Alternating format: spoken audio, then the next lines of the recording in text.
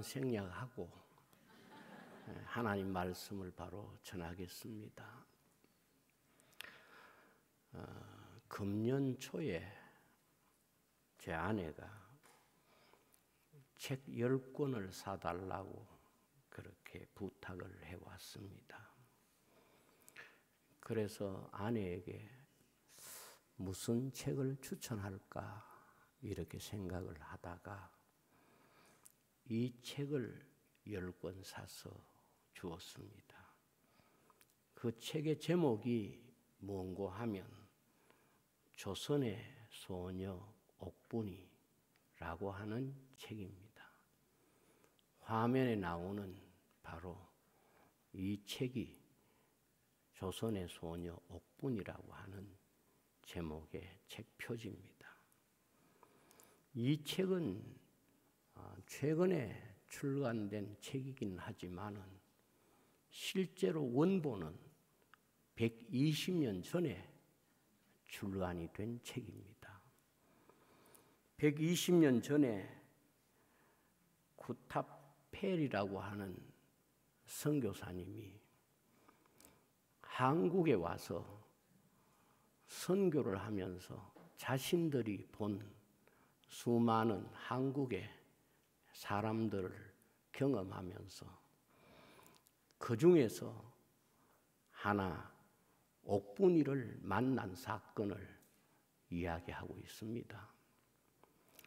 이 사건이 왜 책 제목이 되었고 또 제가 이 책을 소개를 해 주었는가, 이걸 잠깐 내용을 여러분에게 말씀을 드리는 것이 좋겠다고 생각합니다. 구타펠 선교사는 1903년에 조선에 와서 1912년까지 서울과 경기도에서 사역을 했습니다. 이분의 사역은 매우 다양했는데 자신이 만났던 당시에 우리나라의 수많은 보편적 삶을 그가 진솔하게 써서 여러 편을 가지고 한 권의 책으로 출간한 것이 바로 조선의 제일 행복한 소녀라고 하는 제목의 책입니다. 조선에서 제일 행복한 소녀라고 책 제목이 있는 것을 보면 사람들이 기대감이 생기지요. 도대체 어떤 소녀이기에 조선에서 자신을 제일 행복한 소녀라고 그렇게 소개할 수 있을까? 이런 생각을 할 수 있겠습니다. 이 책의 제목이 된 옥분이라고 하는 소녀는 1892년에 가난한 가정의 농부의 딸로 태어납니다. 그런데 너무 가난한 집에 태어나기도 했지만은 1901년도에 조선에 대기근이 왔습니다. 그래서 많은 사람들이 굶어 죽기도 하고 그 기근 때문에 정말 온 국민이 굶주림에 시달리던 바로 그 해였습니다. 이 옥분이의 부모가 딸을 부잣집에 팔아버렸습니다. 9살 된 이 옥분이가 부잣집에 팔려가서 날마다 중한 노동에 시달립니다. 추운 겨울에 제대로 입지도 못하고 제대로 먹지도 못하고 날마다 고생하면서 주인에게 매를 맞으면서 그 9살 옥분이가 고통을 받았습니다. 그런데 어느 날 옥분이의 손과 발에 동상이 걸립니다. 그래도 치료받지 못하고 결국은 손과 발이 동상으로 인하여 썩어 들어가게 됩니다. 그 동상으로 인하여 썩어 들어가니까 거의 죽음 직전까지 이 어린 소녀가 어떻게 보면 이제는 버리지 않으면 방법이 없다고 생각하는 그 상황까지 이르렀어야 그 주인이 당시 선교사님들이 운영하는 선교병원에 갖다 버린 거예요. 그래서 그때부터 이 옥군이는 그야말로 생과 사를 넘나드는 그런 고통 속에서 선교사님들이 살려보려고 애를 다 써서 결국은 옥군이가 그 선교병원에서 생명을 다시 얻게 되는 그런 놀라운 일이 있었습니다. 그때가 바로 1906년도였습니다. 14살에 옥분이가 됐습니다. 그런데 수술을 다 받고 난 뒤에 옥분이의 모습이 이렇습니다. 선교사님이 사진을 남겨두었는데 두 손이 없습니다. 그리고 한쪽 발도 없습니다. 몸에 다리 하나만 남아있는 그런 처참한 옥분이가 바로 수술을 받고 다시 생명을 얻은 그의 현실적 모습이었습니다. 그렇게 그는 그 고통스러운 시간들을 보내면서도 정신이 돌아올 때마다 마취해서 깰 때마다 자기 주인이 어디 있느냐고 물었다고 합니다. 그만큼 육체적 고통보다 그에게 더 두려웠던 것은 그에게 주지 않고 혹독한 노동을 시키고 그리고 때리는 그 주인에 대한 두려움이 육체의 어떤 두려움보다 컸던 이 어린 소녀 옥군이었습니다. 그런데 그가 선교사님들에게 보살핌을 받고 회복한 이후에 이제 한글을 배우기 시작합니다. 그리고 손목에 손이 없으니까 손목에 붓을 끼우고 그리고 글을 배웁니다. 그래서 옥군이가 자기 손목에 붓을 끼우고 글을 쓰고 있는 사진인데 왼편에 글이 바로 옥군이가 직접 쓴 바로 그 글의 내용입니다. 그런데 구타펠 선교사님이 성탄절을 맞이하면서 자기 고국인 미국으로 이제 카드도 쓰고 편지도 이렇게 쓰는데 옥군이가 곁에 있다가 선교사님 내 안부도 선교사님 그 고향 친구들에게 전해주시면 좋겠다 이렇게 말을 합니다. 이때 구타펠 선교사가 너를 어떻게 소개하면 좋겠나? 내 안부를 적어주겠는데 너를 어떻게 소개하면 좋겠느냐 물었더니 자기 자신에 대한 소개를 이렇게 한 거예요. 조선에서 제일 행복한 소녀 옥분이. 이게 이 책 제목이 된 거예요.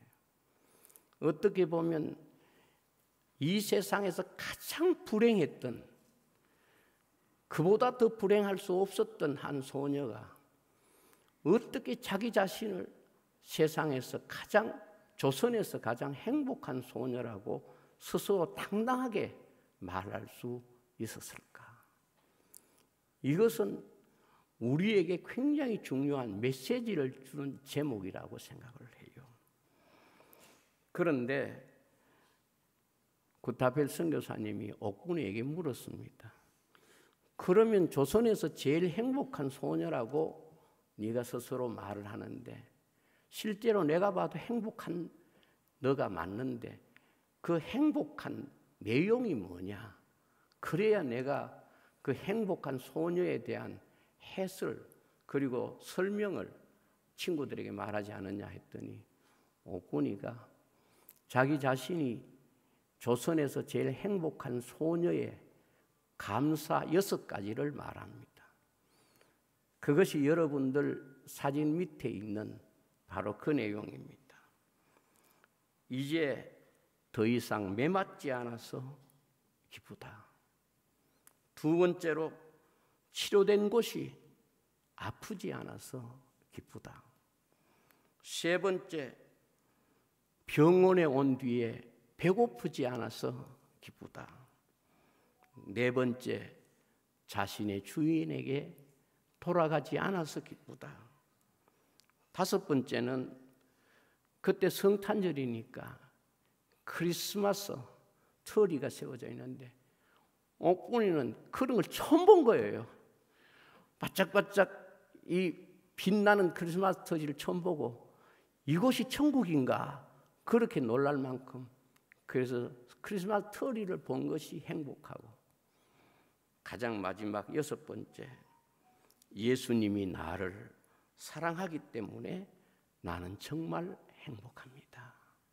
이렇게 자신의 감사를 여섯 가지로 정리해서 이야기했는데, 이 이야기를 들은 구타벨 선교사는 정말 네가 행복한 내용을 바로 찾긴 찾았구나. 그러면서 그것을 책의 제목으로 해서 그 자신이 선교한 여러 가지 내용들을 담아서 이렇게 책으로 출간한 겁니다. 책 제목을 여러분 영어로 보시면 조선에서 제일 행복한 소녀라는 제목 표지를, 그리고 속 표지를 볼 수 있을 겁니다.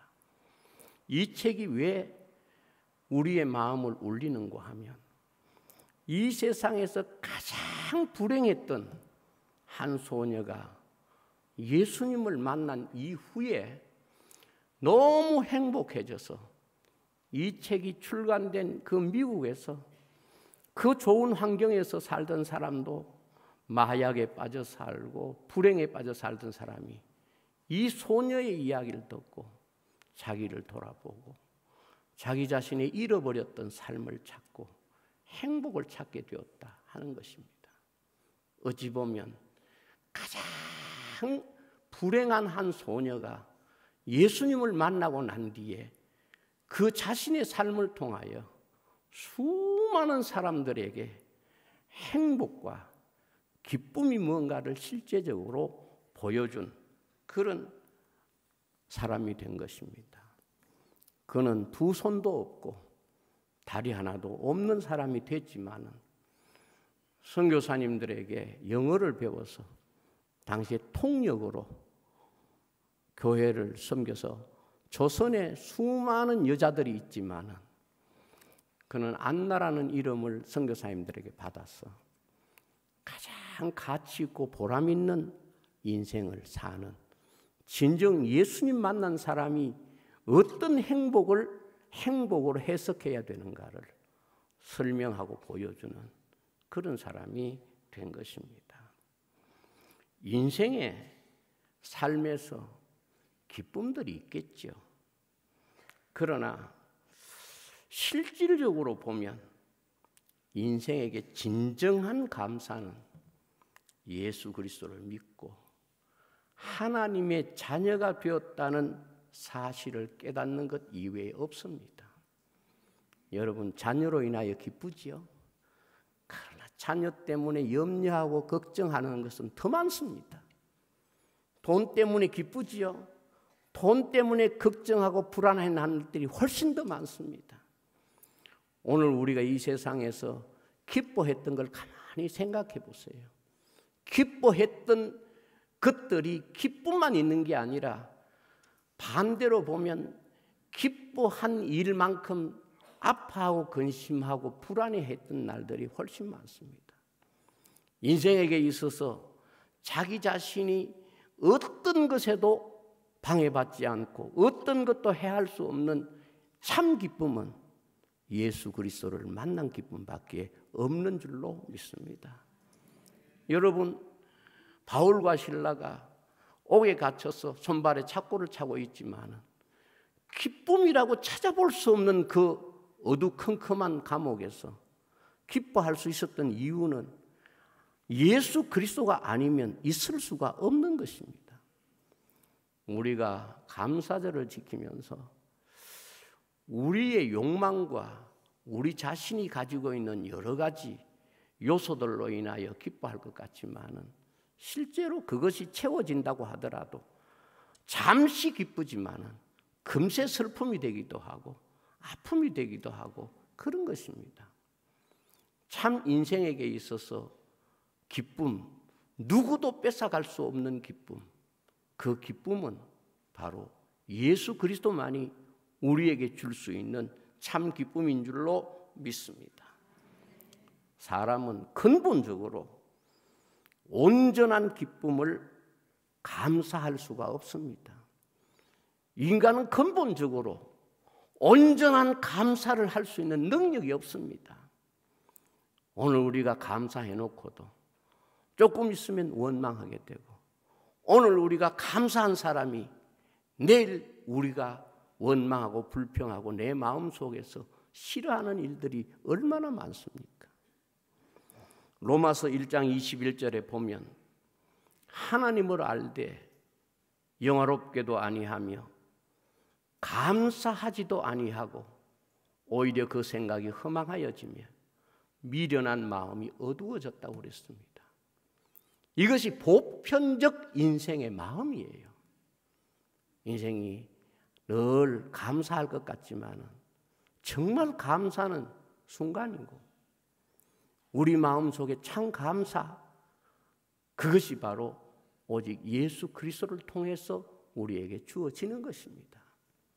그래서 예수님께서 말씀했습니다. 세상이 너희에게 주는 기쁨은 잠시 목마름을 해소하지만 내가 너희에게 주는 기쁨은 속에서 솟아나는, 그러니까 막을 수 없는, 해칠 수 없는 참된 기쁨이라는 것을 말씀하고 있는 것입니다. 하나님은 이스라엘 백성을 종의 신분에서 구원하신 후에 광야 생활을 통해서 세 가지 감사의 절기를 지키라고 모든 백성에게 가르쳤습니다. 출애굽기 34장 23절에 보면 너희 모든 남자는 매년 3번씩 주 여호와 이스라엘의 하나님 앞에 보일지라, 그렇게 말씀했습니다.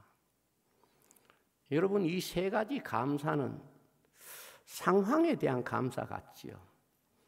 또 우리가 어떤 상황에 대해서 하나님 앞에 감사를 드리는 절기 같지만은 실질적으로 이 세 가지 감사는 하나님을 감사하는 거예요. 진짜 하나님을 감사하라고 주신 절기인 거예요. 이 세 가지 절기를 지켜야 되는 가장 중요한 주제가 바로 하나님이 우리에게 무엇을 행하셨는가를 배우고 기억하도록 주신 절기입니다. 사도행전 7장 38절에 보면 시내 산에서 말하던 그 천사와 우리 조상들과 함께 광야 교회에 있었고, 그러니까 이스라엘 백성들의 40년 광야 생활을 스데반은 설교하면서 광야 교회라고 정의합니다. 또 살아있는 말씀을 받아 우리에게 주던 자가 이 사람이라 그랬습니다. 그래서 오늘 교회는, 하나님의 교회는 반드시 이 세 가지 절기를 지켜야 되는 명제가 주어져 있습니다. 이 세 가지 절기를 신약적 해석을 한다면 유월절은 예수님의 십자가의 고난입니다. 예수님이 유월절에 돌아가시기도 했지만 유월절 어린 양이 되셔서 죽음에서, 사망에서 그 백성을 지키고 구원하시는 내용이 바로 유월절 이야기고, 유월절은 신약적 교회에서는 예수님의 십자가 사건입니다. 두 번째, 맥추절은 유월절 이후에 50일 만에 지켜진다고 해서 신약에서 맥추절이라는 용어 대신에 쓰는 용어가 오순절입니다. 그래서 신약적 맥추절은 오순절을 통하여 해석되어지는 절기입니다. 오순절이 무엇입니까? 성령이 임하셔서 교회를 세우신 절기입니다.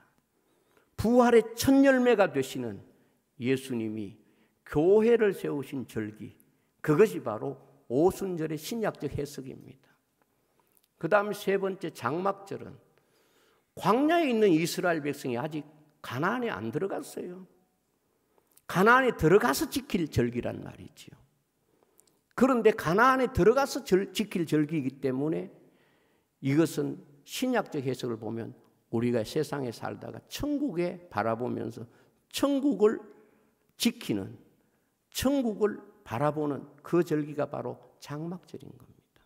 그래서 장막절은 그들이 진짜 가나안 땅에 들어갔을 때 그들이 살아온 지난 날을 뒤돌아보면서 장막을 쳐놓고 우리가 이런 데서 살았지, 하나님이 이런 장막 생활하는 우리를 구원하셨지, 그것을 미리 바라보면서 지키도록 가르친 게 장막절입니다. 그래서 신약적으로 해석하면 성도는 예수 그리스도, 그 어린 양 되신 예수님으로 인하여 구원받은 것을 늘 감사하면서 살아야 된다는 것과, 두 번째, 교회를 세우신 성령님의 인도를 따라서 사는 감사를 잊지 말아야 된다는 것, 세 번째, 영원한 하나님의 나라를 미리 바라보면서 감사하는 것이 바로 이 세 가지 절기의 신약적 적용이라고 해석할 수 있습니다. 우리가 이렇게 보면 이 세 가지 절기가 이스라엘 백성의 과거와 이스라엘 백성의 광야 교회라고 하는 현재와 그리고 앞으로 들어갈 미래가 이 세 가지 절기에 속해 있는 것입니다. 우리들이 세상을 살면서 그렇지 않습니까? 지난 날에 우리에게 고마운 일이 있으면 오늘 우리가 그게 감사가 되고, 오늘 현재가 우리에게 감사가 되면 그 감사한 일에 대한 또 감사를 우리가 삶 속에서 누리게 되고, 미래에 우리에게 주어질 감사를 바라보면서 지금은 어렵지만 우리 마음속에 또 감사의 씨앗이 될 수 있는 것입니다. 교회가 바로 그런 것입니다. 세상은 그 어디를 돌아보아도 지난 날을 바라보면서 깊이 내가 감사할 수 있는 일이 별로 없습니다. 현재 우리가 잘 산다고 생각하지만은 현재를 통하여 우리가 깊이 감사할 수 있는 내용도 별로 없습니다. 좋은 집에 산다고 감사하지만 그 집이 주는 또 여러 가지 불행의 요소들이 얼마든지 있거든요. 여러 가지 세상의 현재 힘든 상황들이 오늘 우리의 감사를 쉽게 빼앗아갈 수 있습니다. 그리고 교회만이 미래 하나님의 나라를 바라보면서 감사할 수 있는 것입니다. 이게 광야교회인 지상교회가 누릴 수 있는 가장 큰 은혜고 축복인 줄로 믿습니다. 세 가지 절기의 신약적 해석이 바로 그런 것입니다. 그러면 매년 드리는 이 절기의 중요한 메시지가 뭘까요? 첫째는 믿음의 수직적 연결고리로 우리에게 주셨다 하는 것입니다. 하나님은 감사절을 통하여 출애굽 세대와 가나안 세대를 연결할 동일한 믿음을 소유하게 하셨습니다. 경험 세대와 미경험 세대를 동일한 하나님의 백성으로 연결되게 했습니다. 두 세대가 광야교회에서만 있습니다. 광야교회는 출애굽 세대와 가나안 세대가 함께 있는 곳입니다.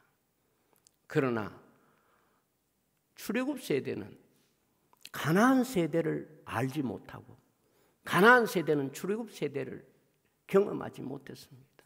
그러나 이러한 서로 다른 세대가 그 광야교회 안에서 감사절을 지킴으로써 출애굽 세대는 가나안 세대에게 출애굽의 구원의 사건을 설명하고 가나안 세대는 들어갈 하나님의 나라를 바라보면서 출애굽 세대에 대해서 영적인 믿음의 개성을 하는 것입니다.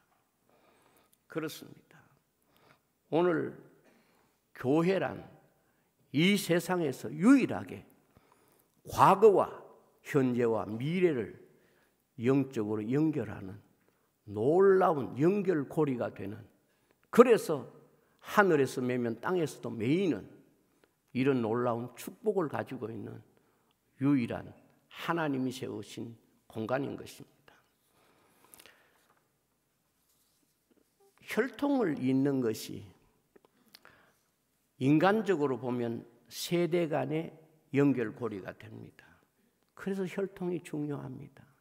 만약에 혈통이 사라지면 혈통적 연결고리는 사라진 거예요. 그러나 성경을 여러분 자세히 보시면 하나님께서 진정으로 역사의 연결고리를 혈통으로 하셨을까요?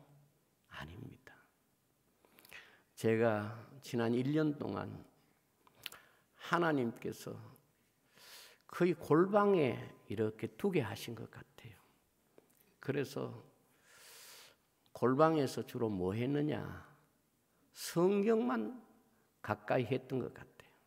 성경을 전부 5번 정도 낭독하기도 하고 또 성경을 타자했습니다. 성경을 2번 낭독하고 3번 성경 타자로 완독을 했습니다. 그걸 하면서 참 많은 은혜를 받았습니다. 제가 오늘 설교하는 것은 그때 받은 은혜를 여러분과 나누려고 하는 겁니다. 특별히 3가지에 대해서 제가 큰 은혜를 받았는데 그 중에 하나가 바로 룻기스입니다. 룻기스를 읽어가면 어떤 느낌을 우리가 받게 됩니까? 성경을 치면서 제가 무릎을 치면서 감사했던 것 중에 하나가 뭔가 하면 하나님은 혈통적 연결고리를 하나님의 역사에 사용하시는 것이 아니구나 하는 걸 느꼈습니다. 왜냐하면 룻기의 처음이 어떻게 되는가 하면 남자 셋은 다 죽고 과부 셋만 남았습니다. 다시 말하면 남자의 그늘이 사라진 3가정을 봅니다. 남자의 그늘이 사라졌다는 게 뭐냐 하면 바로 혈통적 고리가 사라졌다는 것을 의미합니다. 왜냐하면 나오미가 그렇게 말합니다. 내가 오늘 밤에 아들을 얻는다 하자. 그래도 그것이 자라기를 너희가 기다리겠느냐? 그러니까 혈통적 연결고리는 우리 집에서 하나님이 허락하지 않아 끝났어. 이것을 보여주지요. 그런데 그 뒤에 룻이 말합니다. 어머니의 하나님이 나의 하나님이 되고. 무슨 말입니까? 혈통적인 고리가 아닌 믿음의 고리. 나오미와 룻은 혈통적인 고리가 아니라 믿음의 고리가 하나님의 역사를 이루어 간다는 것을 보여주는 것. 이것이 바로 룻기라고 저는 생각하고 그것을 성경을 칠 때마다 얼마나 행복한 마음으로 읽었는지 모릅니다. 그렇구나. 우리가 이 땅에서 많은 것을 물려주고 또 우리가 자식들에게 수많은 일을 했다고 하더라도 그것이 우리가 이 세상에서 하나님의 거룩한 긴 역사 속에 고리를 감당한 건 아니었구나. 하나님의 역사 속에 고리를 감당하는 것이 바로 그 믿음을 계승하는 것이구나. 이 룻기스가 바로 그 메시지를 확실히 담고 있다. 그렇게 믿습니다. 성경을 타자하면서 이제 도전의식이 생겼어요. 그래서 며칠 만에 성경 한번 다 타자하는가 이렇게 이제 제가 도전을 했습니다. 처음에 시작할 때는 한 달에 성경 한 번을 다 쳤으면 좋겠다 생각하고 시작했는데 그거는 제 실력으로 어림도 없고 그래도 꾸준히 했는데 43일 만에 제가 성경 한독을 다 타이핑으로 타자를 했어요. 하루에 8시간에서 12시간 정도 계속 타자를 제 실력으로 치면 그 정도 이렇게 할 수가 있어요. 그런데 그 성경을 치면서 제가 제 성경을 친 이야기를 하려고 하는 게 아니라 하나님께서 성경의 전체의 이야기를 딱 정리하게 해주시는 그런 은혜를 받았습니다. 그게 뭔가 하면 응답받지 못한 위대한 기도. 이 제목이 어디 있는 것도 아니고 제 머리에 딱 느껴지는 거예요. 응답받지 못했는데 위대한 기도다. 이게 제게 너무 강하게 느껴지는 거예요. 그 응답받지 못한 위대한 기도가 뭐냐? 성경에서 제 마음속에 떠오르게 하는 세 가지 기도가 있었습니다. 첫째는 모세의 기도. 모세는 가나안 땅에 들어가기 위해서 120년 인생을 살았잖아요. 그 중에 40년은 정말 가나안 땅 하나만 바라보고 그렇게 살아왔는데 모세가 하나님 앞에 드린 기도가 무엇입니까? 저 가나안 땅을 한 번만 밟아보고 내가 죽겠습니다 하는데 하나님이 단칼에 거절합니다. 안 된다는 거예요. 그리고 다윗의 기도입니다. 다윗은 어떻게 기도했느냐 하면 하나님, 나는 백향목 궁전에 사는데 하나님의 언약궤는 지금 천막 속에 있습니다. 난 미안해서 안 되겠습니다. 하나님 성전을 내가 지어보겠습니다. 그러니까 나단 선지자도 좋지요 그랬습니다. 그런데 하나님은 안 된다는 거예요. 아니 하나님을 위해 가지고 자기의 전 재산을 다 들여가 성전을 짓겠다고 하는데 하나님이 딱 거절하셨어요. 다윗의 입장에서는 이게 뭐지? 이런 생각을 충분히 할 수 있는 거예요. 세 번째는 응답받지 못한 기도가 예수님의 기도였어요. 선잔을 내게서 옮기시옵소서 그랬잖아요. 그게 하나님 앞에 어려운 것도 아닌데 결국은 주님이 십자가 선잔을 마시셨습니다. 그런데 이 세 가지가 제 머리에서 연결되면서 답이 하나였다는 걸 깨닫게 됐어요. 그 답이 뭐냐 하면 다음 세대가 있다 하는 걸 가르쳐 주신 거예요.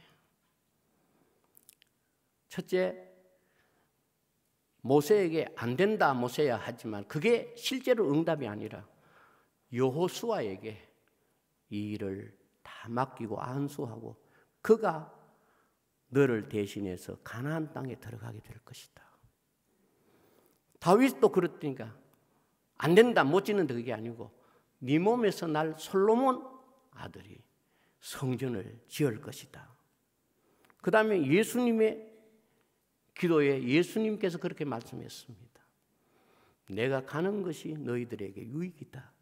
내가 가면 성령님께서 오셔서 내가 했던 모든 말과 내가 너희에게 전한 모든 것을 생각나게 하고 지키게 하고 그리고 예수님 세우신 제자로 하여금 땅 끝까지 증인이 되게 하시겠다.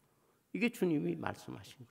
우리가 생각할 때 그렇지 않습니까? 어떤 목사님이 제게 그런 이야기를 하시더라고요. 예수님 부활하신 후에 가만히 있어도 전도될 텐데 예수님이 부활하셔서 부활하신 모습만 보여줘도 얼마나 놀라운 능력이 나타나겠습니까? 그런데 예수님은 40일 만에 실제로 예수 믿지 않는 사람이 누구에게도 보여주지 않고 하늘나라로 가셨습니다. 어떻게 보면 이 세 가지 기도가 왜 위대한 기도인가 하면 하나님의 역사에 있어서 정말로 중요한 것은 그 한 사람이 얼마나 위대하냐 하는 게 아니고 그 한 사람의 사역이 어떻게 다음 세대로 연결될 수 있느냐, 이것이 바로 하나님의 교회에 있어서 가장 위대한 사건이라는 것을 제 마음에 느꼈습니다. 그래서 모세를 생각해 보니까 이런 생각이 드는 거예요. 모세가 백성들 앞에서 내가 너희들에게 물을 주마 이렇게 말했을 때 하나님은 너는 그 일로 가나안 땅에 못 들어간다 그랬습니다. 정말해서 내가 어떤 일을 한 것을 보여주는 것은 하나님 앞에 정말 잘못된 모습인 거예요. 오히려 하나님이 원하시는 게 뭡니까? 나를 통하여 일하시는 하나님을 보여주는 것. 그게 뭔가 하면 다음 세대로 내 믿음을 계승하는 것. 이 일관성이 응답받지 못한 위대한 세 가지 기도에서 나타나는 거예요. 그래서 제가 은퇴를 하고 가장 감사하는 것 중에 하나가 뭔가 하면 내가 무슨 일을 한 것을 보여주는 것, 이건 정말 교만이구나.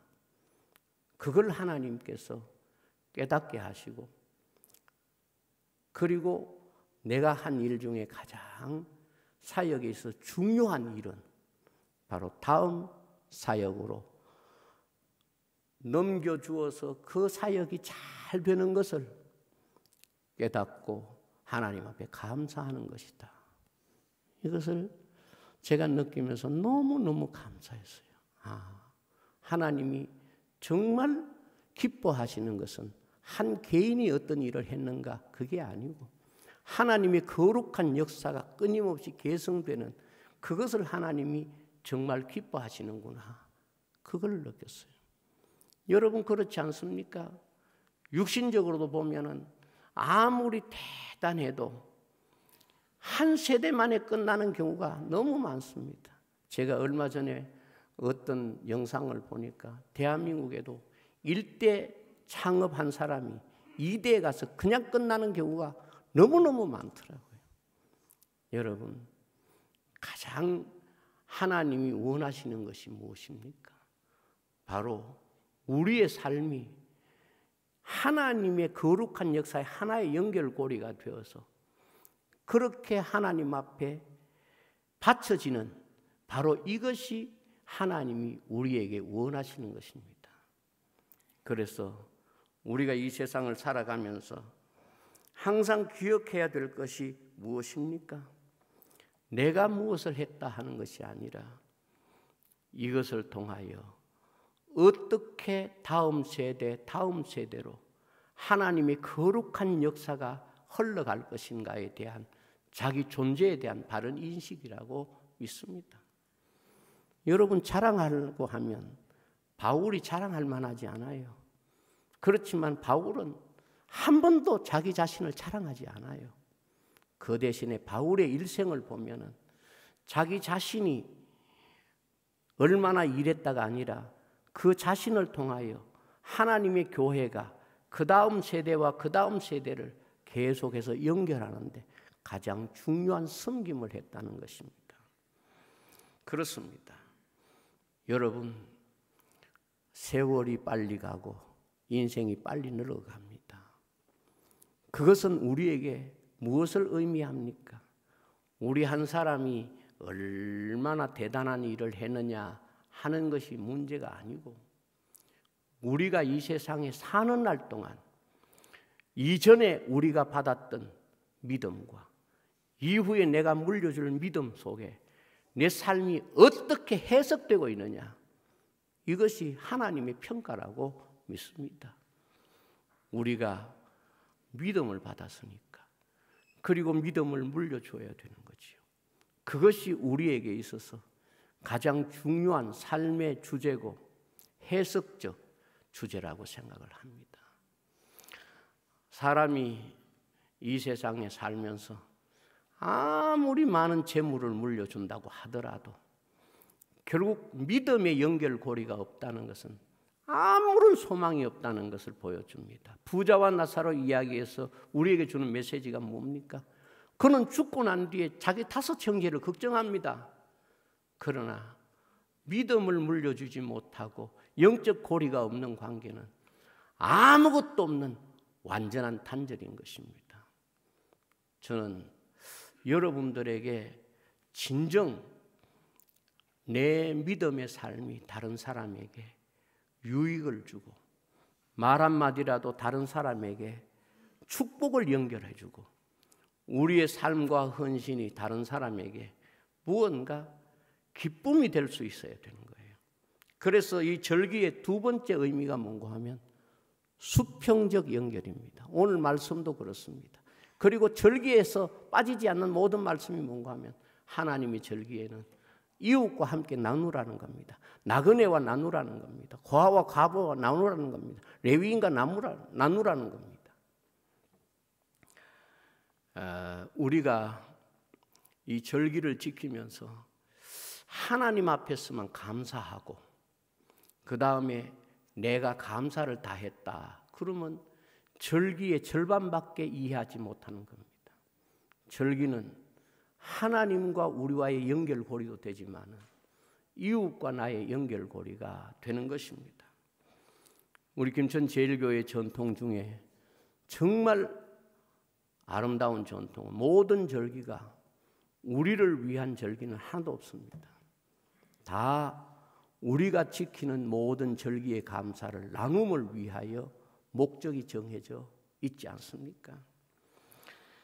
내 감사가 누구에게인가 감사가 돼야 그것이 감사지. 내 감사가 다른 사람에게 감사가 되지 못한다면, 부자와 나사로 비유 중에 부자가 날마다 자기 인생에 감사했을지 몰라도 다른 사람에게 감사가 되지 못하니까 그건 하나님 앞에 감사 생활이 될 수가 없는 겁니다. 삭개오가 예수님 만났지 않습니까? 예수님 만났을 때 얼마나 행복했습니까? 그런데 그 예수님 만난 증거가 뭐냐 하면 자기 이웃을 생각하는 거예요. 내가 누구의 것을 토색한 것 있으면 4배나 갚고 내 재산의 절반을 나누겠습니다. 그랬습니다. 사실 지금 참 어렵습니다. 어렵다는 것은 영적으로 굉장히 좋습니다. 나눔의 기회이기 때문에 그렇습니다. 지금 참 나눌 수 있는 모든 사고들을 우리 속에 가져야 됩니다. 저는 제 아내와 그런 이야기를 가끔 합니다. 여보, 당신에게 나눌 수 있는 리스트를 항상 마련해 두라. 그래서 나눌 것이 있을 때 항상 그 리스트를 가지고 빨리 나누어야지, 이상하게 나눠야 될 걸 안 나누고 가지고 있으면 섞더라고. 나누어야 될 걸 안 나누고 있으면 쓸모없이 되더라고요. 나누면 같이 있는 것이 되고 동일한 기쁨을 누리는데, 나누어야 될 걸 안 나누면 다 버려지는 거예요. 실제로 우리가 버려야 되는 게 많잖아요. 그런데 실제로 나눠야 될 때 못 나눴다는 뜻이에요. 우리가 진짜 나눌 때 그 나누면 그렇게 우리의 삶이 잘못되지 않습니다. 오늘 현대 사회가 참 불행합니다. 왜 불행한가 하면 내가 가진 것이 없어서가 아니라 나눔의 기회들이 사라졌기 때문에 그렇습니다. 이제는 뭘 남에게 나누려고 해도 그게 지혜롭게 하지 않으면 참 어렵다는 것을 느낍니다. 그런 측면에서 선교지를 가보면 하나님께서 우리에게 나눔의 은혜와 축복을 누리게 하는 현장을 늘 만날 수 있습니다. 말씀을 마치겠습니다. 옥분이의 이야기와 모습을 여러분 보셨지 않습니까? 그런데 진짜 하나님의 은혜를 경험한 사람은 내게 아무것도 없어도 다른 사람에게 가장 위대한 나눔의 삶을 살 수 있다는 걸 보여줍니다. 저는 이 옥분이의 이야기가 책으로 써서 미국에 출간됐을 때 수많은 사람들이 그 책을 읽고 감동을 받고 자기 삶을 돌아보면서 이런 사람도 정말 기뻐하고 사는데 나는 왜 이렇게 기쁨이 없을까? 자기 자신을 되돌아보고 고칠 수 있었다고 하잖아요. 여러분, 정말 우리가 하나님의 은혜를 진정으로 받았으면 아무것도 없어도 나눔의 삶을 살 수 있습니다. 바울과 실라가 손발에 잡고를 차고 감옥에 있어도, 그리고 성경에 보면은 기뻐하라는 말씀 어디에 가장 많이 나올 것 같아요? 옥중서신에 제일 많이 나옵니다. 감옥에 갇힌 바울이 옥중에서 기뻐할 수 있는 일이 무엇일까요? 그러나 옥중서신의 이야기는 거의 기쁨에 대한 메시지입니다. 뭘 말합니까? 아무것도 가지지 않아도 우리가 참 기쁨을 누리면 나눔의 삶을 산다는 뜻입니다. 제가 제 삶에 대해서 굉장히 부끄러움을 많이 느낀 것은 무엇인가 하면, 아쉬움을 많이 느낀 것이 뭔가 하면, 내가 가졌을 때, 내가 누렸을 때 나누지 못한 삶에 대한 후회입니다. 이것보다 더 큰 후회는 없는 것 같아요. 여러분, 감사절을 지나면서 한 번쯤은 내가 나누어야 되는데 못 나누고 있는 게 뭔가, 못 나누고 있는 삶이 뭔가, 이것을 점검하고 하나님 앞에 감사하는 것은 전 세대와 후 세대의 연결고리입니다. 그리고 하나님 앞에 감사하는 것은 우리 세대에 함께 살고 있는 이웃과의 영적인 연결고리가 되는 줄로 믿습니다. 이 감사절을 통해서 여러분들이 하나님의 그 놀라운 은혜를 다음 세대에 나눌 수 있는 감사하는 사람이 되시고 내 감사가 많은 사람의 감사가 되도록 사는 것. 나는 최고의 감사를 누릴 수 있는 것은 내가 감사하는 것보다 나로 인하여 다른 사람이 감사할 수 있는 것이 하나님이 인생에 주신 최고의 감사인 줄로 믿습니다. 기도하겠습니다. 아버지 하나님, 감사합니다. 오늘 우리에게 감사절을 지킬 수 있는 은혜와 복을 주시니 진심으로 감사합니다. 우리의 감사가 하나님이 우리의 삶 속에 베풀었던 은혜를 기억하는 귀한 영적인 창고가 되고 그 은혜를 다음 세대에 믿음으로 계승하는 축복의 연결 통로가 되게 해 주옵소서. 아버지 하나님, 나만 감사하는 이 감사의 어두움에 빠지지 않게 하시고 내 감사가 다른 사람의 어두움을 밝혀주는 많은 사람의 감사로 더 큰 감사가 되어지는 은혜와 축복을 저들에게 허락하여 주옵소서. 예수님 이름으로 기도하옵나이다.